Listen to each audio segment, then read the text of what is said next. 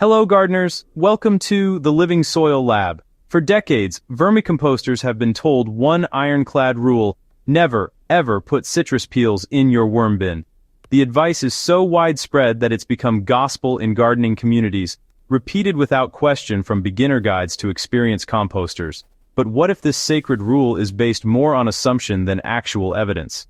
Today, we're challenging one of vermicomposting's most persistent myths and revealing the surprising truth about citrus peels and worms that could transform how you approach your compost bin. Understanding the citrus fear. Where did this rule come from? The warning against citrus in worm bins stems from legitimate concerns about the compounds found in citrus peels. D-limonene, the aromatic oil that gives citrus its distinctive scent, is indeed toxic to many insects and has insecticidal properties.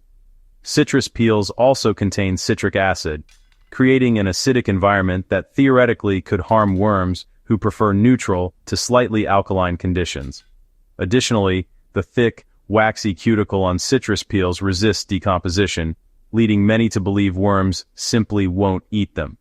These concerns sound reasonable on the surface, which is why the advice spread so widely. However, the critical question nobody seemed to ask was whether these compounds exist in concentrations high enough to actually harm worms in a typical compost bin setting, or whether proper preparation and moderation could make citrus perfectly safe and even beneficial. The reality of citrus in vermicomposting systems. Here's what practical experience and careful observation reveal. Worms can absolutely process citrus peels without harm when they're prepared correctly and added in reasonable quantities. The key is understanding that fresh, whole citrus peels dumped in large quantities can indeed cause problems, not because they're inherently toxic, but because the concentrated essential oils in fresh peels can be overwhelming in the confined space of a worm bin.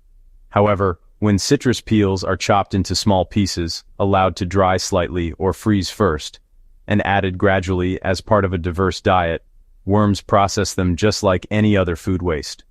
The d-limonene that causes concern is volatile and dissipates quickly once peels are cut open and exposed to air. Within days of adding prepared citrus to your bin, most of these compounds have evaporated, leaving behind perfectly acceptable worm food. Preparing citrus for safe worm consumption. The secret to successfully composting citrus in worm bins lies entirely in preparation and moderation. Start by cutting or tearing your citrus peels into pieces no larger than an inch square, which dramatically increases surface area and speeds decomposition. Freezing these pieces before adding them to your bin is remarkably effective, as the ice crystals rupture cell walls, breaking down the waxy cuticle and making the material much more accessible to worms and microorganisms.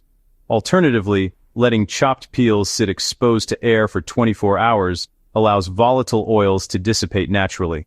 When you're ready to add citrus to your bin, bury the pieces under bedding rather than leaving them on the surface, and never let citrus exceed more than 10 to 15% of your total food additions in any given feeding.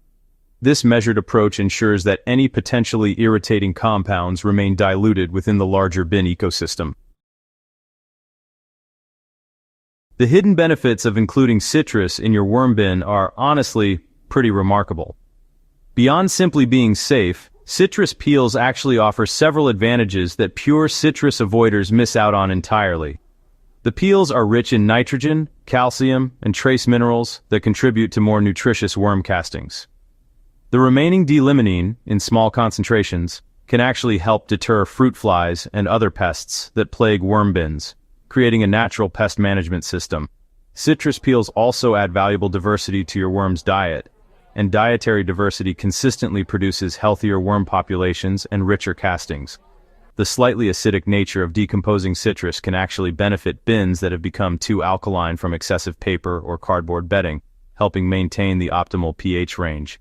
Worm composters who've overcome their citrus fear consistently report that their bins process waste more efficiently and produce castings with noticeably better plant response. Observing your worms. Let them show you the truth. The most convincing evidence comes from simply watching your worm's behavior.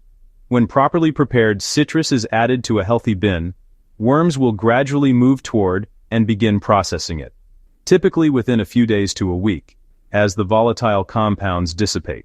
If you notice worms actively avoiding an area where you've added citrus, it usually means you added too much at once, or didn't prepare it adequately.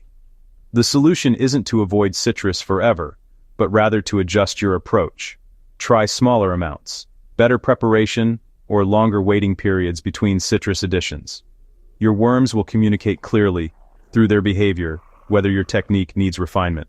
A thriving worm bin should process everything you add, citrus included, without any signs of stress like worms clustering at the top trying to escape or unusual mortality.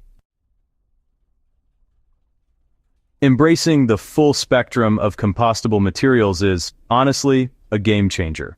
The citrus myth represents a broader tendency in gardening to establish rigid rules based on worst-case scenarios rather than understanding principles and adapting techniques. When you understand why citrus might cause problems and how to prevent those problems, you unlock the ability to compost virtually all your kitchen scraps without waste or worry.